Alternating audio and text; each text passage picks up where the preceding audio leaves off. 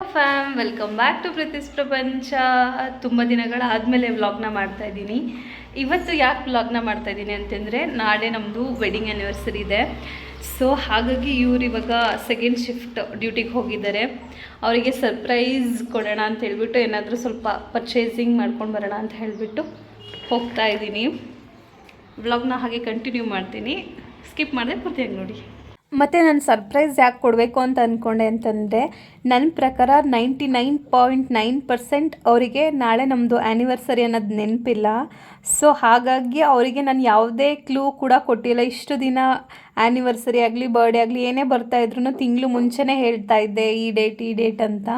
But ಇವಾಗ ನಾನು ಹೇಳಿಲ್ಲ, ಅವ್ರಿಗೂ ನೆನಪಿದೆ ಅನ್ನೋ ಥರ ಏನು ಕಾಣಿಸ್ತಾ ಇಲ್ಲ.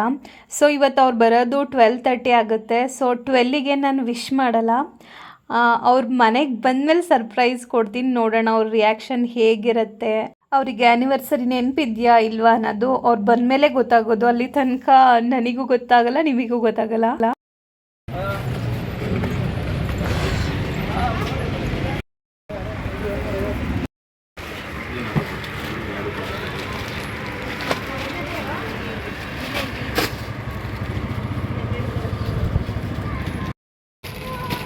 ನಾನಂತೂ ಈ ಅಣ್ಣಂಗೆ ತುಂಬ ಕಾಟ ಕೊಟ್ಬಿಟ್ಟೆ. ಈ ಪ್ಯಾಟ್ರನ್ ಬೇಡ, ಈ ಕಲರ್ ಬೇಡ, ಅದು ಇದು ಅಂತ ಅಂದ್ಕೊಂಡು ಪಾಪ ಅವರು ಇದು ಚೆನ್ನಾಗಿರುತ್ತೆ ಅದು ಚೆನ್ನಾಗಿರುತ್ತೆ ಅಂತ ತೆಗೆದು ತೋರಿಸ್ತಾನೆ ಇದ್ದರು.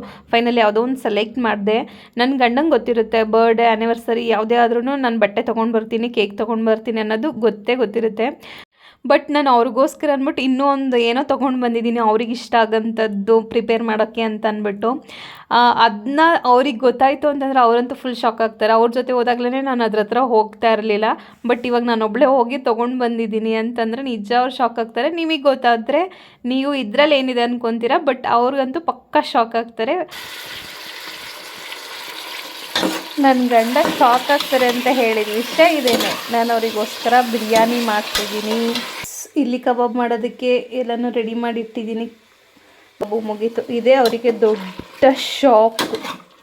ಯಾಕೆಂದರೆ ನಾನು ಅವ್ರ ಜೊತೆ ಹೋದಾಗ್ಲೂ ನಾನು ತರಕಾರಿ ಅಂಗಡಿ ಹತ್ರ ನಿಂತ್ಕೋತಿದ್ದೆ. ಅವ್ರು ಹೋಗಿ ಚಿಕನ್ ತೊಗೊಂಡು ಬರ್ತಾಯಿದ್ರು, ನಾನು ಅಲ್ಲಿಗೆ ಹೋಗ್ತಿರ್ಲಿಲ್ಲ. ಇವತ್ತು ಫಾರ್ ದ ಫಸ್ಟ್ ಟೈಮ್ ಲೈಫಲ್ಲೇ ಫಸ್ಟ್ ಟೈಮ್ ಒಬ್ಬಳೇ ಹೋಗಿ ಚಿಕನ್ನ ತೊಗೊಂಡು ಬಂದಿರೋಂಥದ್ದು. I am so happy. ಅವ್ರ ರಿಯಾಕ್ಷನ್ ಹೇಗಿರುತ್ತೆ ನೋಡೋಣ. ಇವಾಗ ಕೇಕ್ ಕಟ್ ಮಾಡಿಸೋದಕ್ಕೆ ಟೇಬಲ್ ರೆಡಿ ಮಾಡಬೇಕು. ಇಲ್ಲಿ ಆಣಿ ಟೇಬಲ್ ಇದೆ ನಮ್ಮ ಕರ್ಣಂದು. ಸೊ ಹೀಗೆ ಇಟ್ಟರೆ ನಮ್ಮ ಕರ್ಣ ನೋಡಿ ಎಲ್ಲ ಚಿತ್ರ ಬಿಡಿಸಿದ್ದಾನೆ. ಆದರೆ ಏನು ಫುಲ್ ಪ್ಲೇನ್ ಥರ ಅನಿಸುತ್ತೆ. ಸೊ ಇವಾಗ ಇದಕ್ಕೆ ಏನಾದರೂ ಡೆಕೋರೇಟ್ ಮಾಡೋಣ ಅಂತ ಅಂದ್ಬಿಟ್ಟು ಈ ಶಾಲ್ ತೊಗೊಂಡು ಬಂದಿದ್ದೀನಿ. ನೋಡೋಣ ಇದನ್ನ ಹಾಕೋಣ ಹೇಗೆ ಕಾಣಿಸುತ್ತೆ ಅಂತ ನೋಡೋಣ.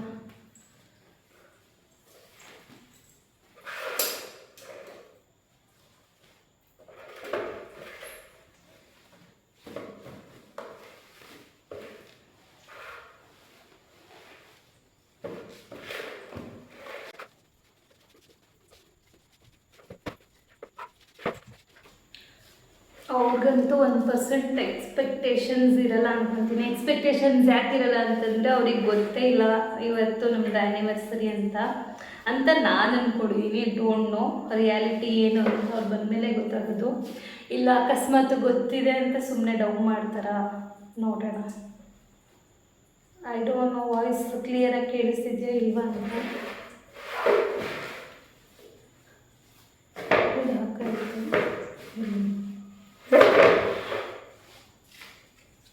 ಇದನ್ನ ಟೇಪ್ ತೊಗೊಂಡು ಬಂದೆ ಬೇಕಾಗುತ್ತೆ ಅಂತ ಹೇಳಿ.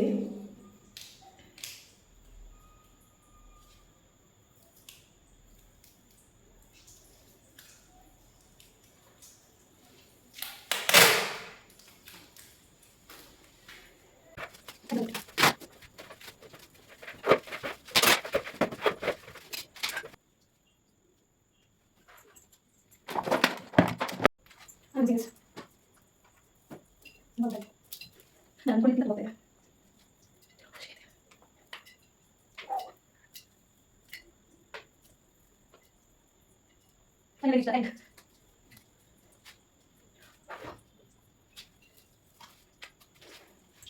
ಏನು ಗೊತ್ತಾ, ನಾನು ಬಟನ್ ರೋಸಸ್ ತೊಗೊಂಡು ಬಂದೆ.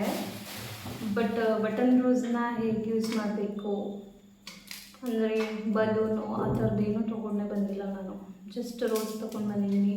ಮತ್ತು ಕ್ಯಾಂಡಲ್ ತೊಗೊಂಡ್ಬಂದಿಲ್ಲ. ಎಲ್ಲ ಟೆನ್ಷನಲ್ಲಿ ಮರ್ತೋಯ್ತು.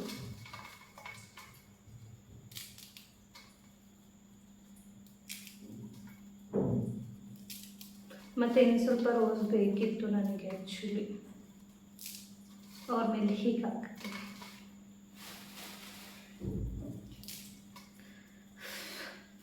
ನನ್ನ ಗಂಡನ ರಿಯಾಕ್ಷನ್ ನೋಡಬೇಕು. I am so excited to watch his reaction. ನೋಡ್ತಿರ್ಬೋದು, ಫುಲ್ ಸ್ವೆಟ್ ಆಗ್ತಾ ಇದೆ ನಾನು.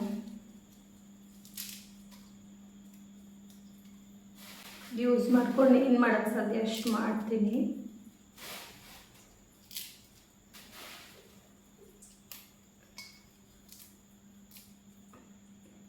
ಆ್ಯಕ್ಚುಲಿ ಅವರಿಗೆ ಸರ್ಪ್ರೈಸಸ್ ಇಷ್ಟ ಆಗಲ್ಲ, ಅಂದರೆ ಖುಷಿ ಪಡ್ತಾರೆ ಬಟ್ ಎಕ್ಸ್ಪೆಕ್ಟ್ ಮಾಡಲ್ಲ.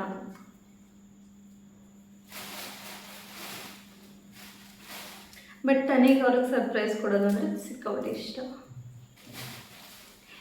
ನೆಕ್ಸ್ಟ್ ಮಂತ್ ನನ್ನ ಮಗನ ಬರ್ಡೇ ಬಂತು. ಇದನ್ನ ನೋಡಿದ್ರೆ ಅವನಂತೂ ಪಪ್ಪನ ಬರ್ಡೇಗೂ ಸರ್ಪ್ರೈಸ್ ಕೊಡ್ತೀರಾ, ಆ್ಯನಿವರ್ಸರಿಗೂ ಸರ್ಪ್ರೈಸ್ ಕೊಡ್ತೀರಾ, ನನಗೆ ಯಾಕೆ ಕೊಡಲ್ಲ ಅಂತ ಕೇಳ್ತಾನೆ.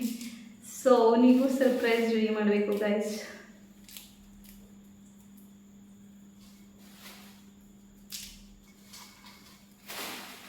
ಆ್ಯಕ್ಚುಲಿ ಹೀಗೆ ಚೆನ್ನಾಗಿದೆ ಅದರ ರೂಲ್ಸ್.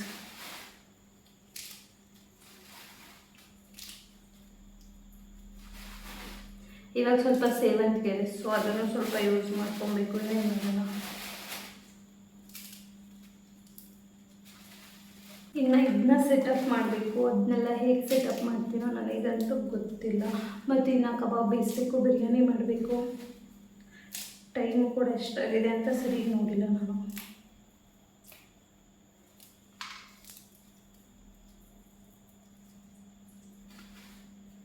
ಮತ್ತು ಅವ್ರನ್ನ ಹೇಗೆ ವೆಲ್ಕಮ್ ಮಾಡೋದು ಅನ್ನೋದನ್ನ ಯೋಚನೆ ಮಾಡ್ತಿದ್ದೀನಿ. ಲೈಟ್ಸ್ನ ಆನ್ ಮಾಡಿಟ್ಟು, ಕ್ಯಾಮ್ರಾ ಆನ್ ಮಾಡಿ ಇಟ್ಕೊಂಡು ಅವ್ರು ಬರ್ತಿದ್ದಂಗೆ ಅವ್ರದ್ದು ರಿಯಾಕ್ಷನ್ ಕ್ಯಾಪ್ಚರ್ ಮಾಡಲ್ಲ, ಇಲ್ಲ ಲೈಟೆಲ್ಲ ಫುಲ್ ಆಫ್ ಮಾಡಿ ಅವರೇ ಲಾಕ್ ಓಪನ್ ಮಾಡಿಕೊಂಡು ಒಳಗಡೆ ಬಂದಮೇಲೆ ಲೈಟ್ ಆನ್ ಮಾಡಿ ಅವ್ರ ರಿಯಾಕ್ಷನ್ ಕ್ಯಾಪ್ಚರ್ ಮಾಡಲ್ಲ. ಏನೋ ಗೊತ್ತಾಗ್ತಾ ಇಲ್ಲ.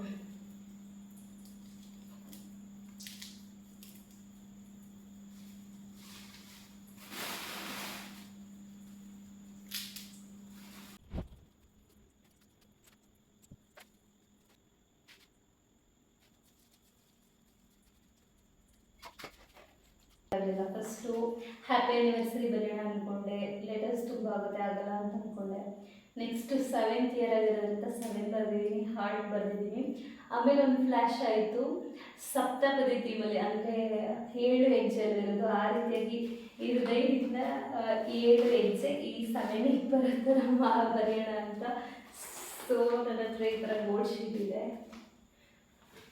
ಹಾಗೆ ಇವಾಗ ಹೆಜ್ಜೆನ ಬಿಡಿಸೋಣ. ಪಾದ ಹೇಗೆ ಬರುತ್ತೆ ಅಂತ ಗೊತ್ತಿಲ್ಲ.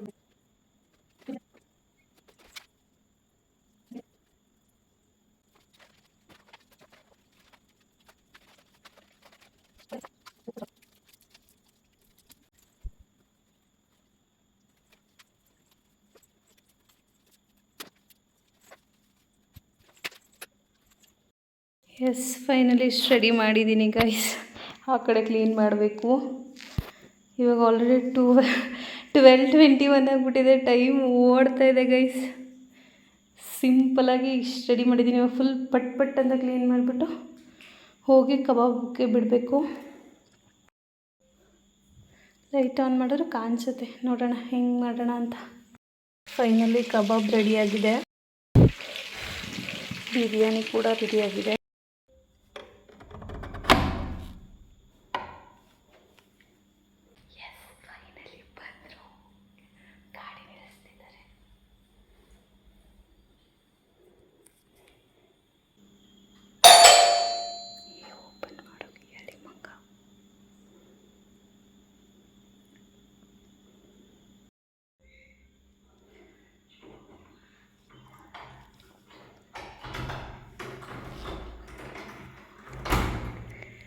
ಸರ್ಪ್ರೈಸ್!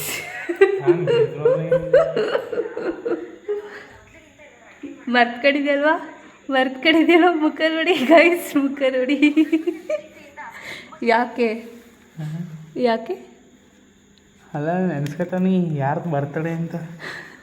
ನಮ್ಮದು ನವೆಂಬರು, ನಿಂದು ಡಿಸೆಂಬರು. ಓ ಇದು ಯಾವುದು ಯಾವುದು ಎಂಗೇಜ್ಮೆಂಟಾ?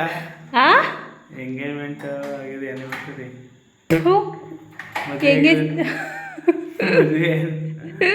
ಇವತ್ತಾ 15th ಇವತ್ತು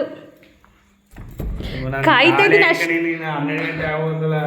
ಅಲ್ಲ ನೀನು ಅಷ್ಟೊತ್ತು ಏನು ಮಾಡ್ತಿದ್ದೆ ಆಯ್ತು ಗುರು. ನಾನು ಇದಕ್ಕೆ ಬರ್ತಾಳೆ ಅನ್ಕೊಂಡೆ. ಏ ಅಲ್ಲ ನಿನ್ನ ಹತ್ರ ಕೀ ಐತೆ ತಾನೆ. ನಾನು ಹಾಕಿರಕ್ಕೆ ಇವರ ಮಾಮೂಲಿ ತೆಗಿತಾಳೆ ಅನ್ಕೊಂಡೆ. ಹೆಂಗೈತೆ ಸರ್ಪ್ರೈಸ್? ಹೇಳಿತ್ತು ನಾನು ಎದುರೋದೆ ರೇಟು ಪಿಣ ಪಿಣ ಅಂತ.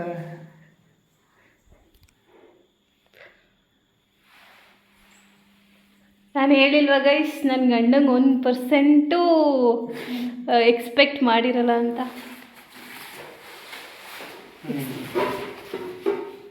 ನಾನೇ ಇತ್ತು ಇತ್ತು ಹೇಳಿ ಬುತ್ತಿಗೆ ನಾನು ಯಾವಾಗ ಅದು ನೀವೇ ಸುಮ್ಮನೆ ಇವಾಗ ಬಿಟ್ಟರು ನೋಡಿ ಒಂದು ಡೈಲಾಗು. ನಾನು ಆಲ್ರೆಡಿ ವಿಡಿಯೋದಲ್ಲಿ ಹೇಳಿದ್ದೆ ನನ್ನ ಗಂಡಗೆ 99% ಗೊತ್ತಿರೋ ಇನ್ನು 1% ಡೌಟು ಅಂತ. ಹಾಂ ಬನ್ನಿ ಬನ್ನಿ ನೋಡಿ ನನ್ನ ಥೀಮು ಏನು ಗೊತ್ತಾ? ಏನು ಹೇಳಿದ್ದು 7 ವರ್ಷಕ್ಕೆ ಚಿಕ್ಕ ಪಾಪು ಬತ್ತಾದೆ ಅಂತ. ಮಂಗ 7 ವರ್ಷಕ್ಕೆ ಚಿಕ್ಕ ಪಾಪು ಬತ್ತೈದಂತೆ. ನಿನ್ನ ಮಗನಿಗೆ 6 ವರ್ಷ ಆಯಿತು, ಚಿಕ್ಕ ಪಾಪು ಬತ್ತೈದಂತೆ. 7 ಇವಾಗ ಮದುವೆಯಲ್ಲಿ ಎಷ್ಟು ಹೆಜ್ಜೆ ಆಡಿಸ್ತಾರೆ? 7. ಹಾಂ 7 ಇಯರ್ಸ್ ಅಲ್ವಾ, ಅದಕ್ಕೆ 7 ಹೆಜ್ಜೆ ಸಪ್ತಪದಿ ಅಂತ. ಎಲ್ಲಿಗೆ ಎಲ್ಲ ತರಕ್ಕೆ ಎಲ್ಲಿಗೆ ಹೋಗಿದ? ನಡ್ಕ ಹೋಗಿದ? ಹಾರ್ಕೊಂಡು ಹೋಗಿದ್ದೆ ಹೆಲಿಕಾಪ್ಟರಲ್ಲಿ. ಹಿಂಗೆ ಬನ್ನಿನಲ್ಲಿ ಕಟ್ ಮಾಡ್ತೀಯಾ? ಬನ್ನಿನಲ್ಲಿ ಕಟ್ ಮಾಡ್ತೀಯ ಡಾಡಾ? ನೀವು ಫ್ಯಾಕ್ಟ್ರಿ ಹೆಸರು ಕಟ್ ಮಾಡೋಣ ಇಲ್ಲೇ.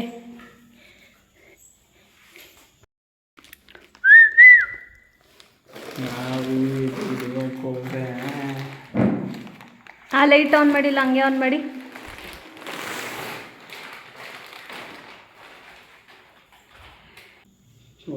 ಟೈಟು ಇದು XL ಡಬಲ್ XL.